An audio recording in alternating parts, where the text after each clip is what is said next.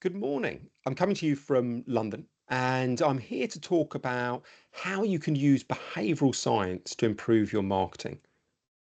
Many of you might be familiar with this topic, but if you're not, it's nothing complicated. It's essentially what we used to call social psychology. So, this field is the study of how people actually behave rather than how they claim to behave. And those two things are often wildly different. If there's a broad theme to the topic, it's summed up very well by a psychologist called Susan Fiske. She works at Princeton and she refers to people as cognitive misers. Her former colleague, Daniel Kahneman, the Nobel laureate, he puts it a bit more wittily. He says, thinking is to humans as swimming is to cats. We can do it, but we'd prefer not to. Neither of those academics is trying to be rude about people. They both worked at Princeton. They are very aware that humans are capable of amazing flights of logic. But they're also aware that from an evolutionary perspective, energy is a scarce resource. And thinking is energy intensive and it's effortful. So we have evolved as a species to ration our deep considered thought. For most of our decisions, we don't make them in a laboured, time consuming way. We make them in a quick, speedy way. And that's true whether it's a professional decision, a consumer decision, or a personal decision. We make snap decisions and then we use logic to justify them. The way that we make those quick decisions is to use what psychologists rather pompously call heuristics, what we would simply call rules of thumb. Now, those rules of thumb should interest marketers because they are prone to biases. And if you're aware of those biases, well, when you're designing your communications or building your products, you can work with human nature rather than working against it. And that will always make for more effective interventions. And all behavioral sciences is this giant catalogue of what those experiments are. It's a compendium of thousands upon thousands of experiments into what those biases are. And if you draw on them, you will make your marketing more effective. There are so many of these studies that we can't possibly go through them all today. But I want to take you through two of them this morning. And I want to start with what is probably the most important finding in behavioral science. And that's an idea called social proof. Social proof has nothing to do with social media. This is instead a long-standing idea that when people make decisions, they don't make those decisions as discrete individuals, but instead they are deeply influenced by what others are doing. So if you can make your product look like it's popular, it will become more appealing and people are more likely to buy it. Probably the most famous study in this area is one by an American psychologist called Robert Cialdini. He works at Arizona State University. And back in 2008, he worked with a hotel chain in Southwest USA. And he persuaded that hotel chain to let him alter the messages that were running in guest rooms, encouraging them to reuse their towels. He randomized the guest rooms into three groups, and the first set of rooms saw this message: please reuse your towel, help save the environment. It's a very standard message, it's what you normally see in a hotel.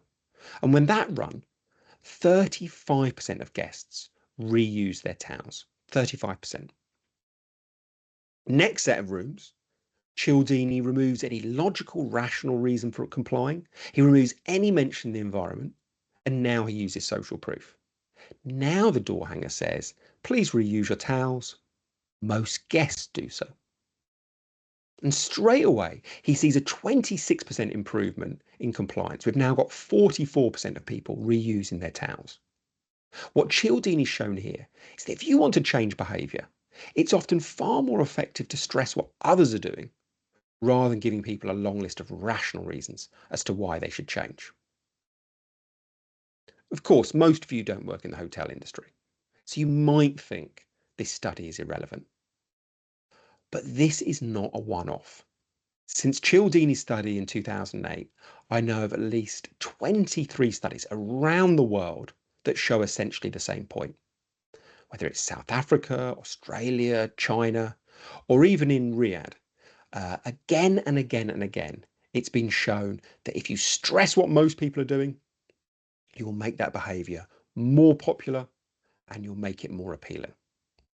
The study in Riyadh comes from a brilliant psychologist called Aloud, who worked at King Saud University. And she showed that if you emphasize what most people think about job participation, you will change other people's attitudes and behaviors. So this is a broad finding that we can have confidence will work in our category. And many advertisers are already using this technique. If you look at EAND, you can see they're talking about 6 million users of their app. That's social proof. Or Amazon talking about bestsellers, that's social proof. Any talk about scale or rank or number of users, these are all powerful uses of social proof. But with all these biases, you can apply them in an obvious way, or you can apply them in a creative way. And just as with any other insight into human nature, you often get the most power if you add a dash of wit and flair. So I want to show you an old ad that I think does this very well. It's a 1986 ad from Ford Escort. And this is back in the days when the Ford Escort was the world's best-selling car. What most brands would have done in that situation is just buy big sites for their ads and say, world's best-selling car. But what Ford did was they still bought those giant sites, but this time on the ads, in tiny, tiny font, they printed out every single make and model of competitor car, and then they overlaid that with the message, if your car's on this list, Ford Escort outsells it. It's exactly the same principle of social proof, but it becomes that much more powerful because it's being applied creatively. So don't think of these experiments as straitjackets that restrict what you do. Instead, they are springboards. The hypothesis is from behavioral science. And if you add your creativity, your lateral thinking, that's when you'll get the most out of it. I did say Cialdini ran 3 different variants of the Tau study. And I want to go back to that experiment one more time and look at the final variant. And here he tested a hypothesis. And his hypothesis was we are most influenced by people like ourselves. So the final door hanger message said, please reuse your towels. Most guests who've stayed in this room have done so. That is a very weak link with the audience. But even that tenuous link boosted compliance further. That was the most successful of the messages. 49% of people reuse their towels in that setting. A 40% improvement on the control. The argument from Cialdini is if you want to use social proof, don't use the largest possible number at your disposal, but instead identify facts about the audience and then tailor the message of popularity accordingly. That doesn't have to be complicated. Balance, which is a mental wellness app, they don't talk about having 2 million customers across the globe. They talk about having 276,000 customers your age. So identify, say, where someone lives. And if you find out someone lives in Riyadh, they will be more motivated by knowing that you have 10,000 customers in Riyadh rather than 100,000 in Saudi Arabia. The more you tailor social proof, the more powerful it becomes. All the examples I've discussed so far have been explicit statements of popularity, and using that technique will improve your marketing. But the most powerful way of harnessing this idea is to imply popularity rather than directly state it. The study in question comes from a Dutch psychologist called Kees Keizer at the University of Groningen. Back in 2008, he found an alleyway in the Netherlands where lots of people parked their bikes, but there was no bin. He went down to that alleyway in the morning And he put adverts for a fictitious sports shop on the handlebars of the bike. So if you can see those white blobs on the screen, those are the ads that he put on the bikes.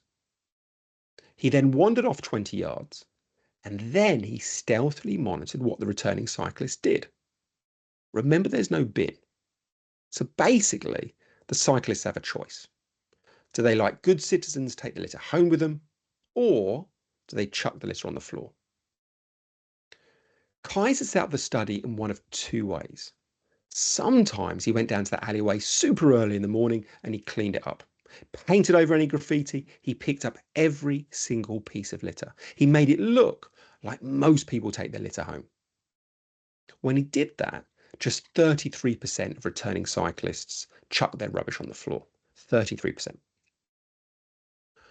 On other occasions, though, he went down to the same alleyway, and this time he made it a tip. He painted graffiti on the walls, he chucked loads of rubbish around the floor. He made it look like most people chuck their rubbish on the floor. When he did that, there was a more than doubling of littering rates. 69% of the cyclists chucked their rubbish on the floor. Kaiser's argument is that social proof is most powerful if it's implied. If you state that you're popular, people might be suspicious, they might be skeptical. But if you create the impression that you're popular and people think they've come to their own conclusion, well, who do we trust more than ourselves? Your task as a marketer, therefore, is to think, is your product usership or product consumption visible or invisible? And if usership is hidden away, you need to bring it out into the public. Because if you do so, you'll be harnessing one of the most powerful ideas from behavioural science.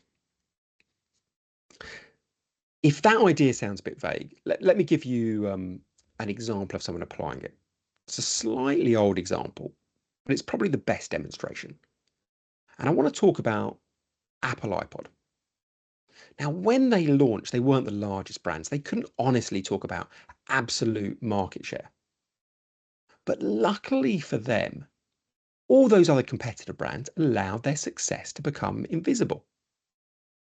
Now think about Sony, Motorola, Philips, these giant brands. Imagine you were in a cafe back in that era and you saw someone listening to an MP3 player. Well, generally, people would have the hardware in their pocket, and that's where the logo was. So the only thing on public display was the bland black, completely interchangeable headphones. So you had no idea which brand was being listened to. All those very successful brands allowed their success to become invisible. Now think about Apple. All their advertising made a real emphasis of their distinctive white earbuds. So if you were in that cafe, you saw someone listening to an iPod, even if the hardware was in their pocket, it didn't matter. The public display of those white earbuds, that was the key thing. When you saw those white earbuds, you knew they were listening to Apple. So make usership of your brand, of your product, make that as noticeable, distinctive, and visible as possible. Because like Apple, even before you're market leader, you'll look super popular, and that will set in train a virtuous circle of social proof. By looking popular, you become more appealing and people are more likely to adopt you. So this is one principle from behavioural science.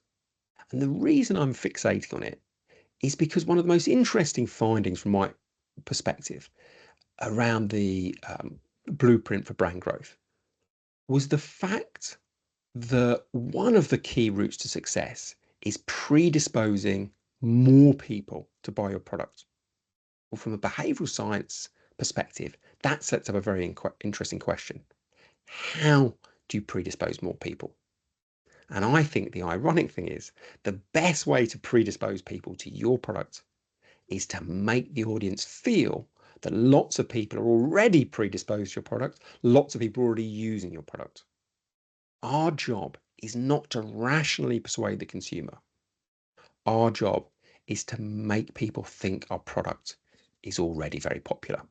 And if you do that, you're working with human nature rather than against it. Thank you.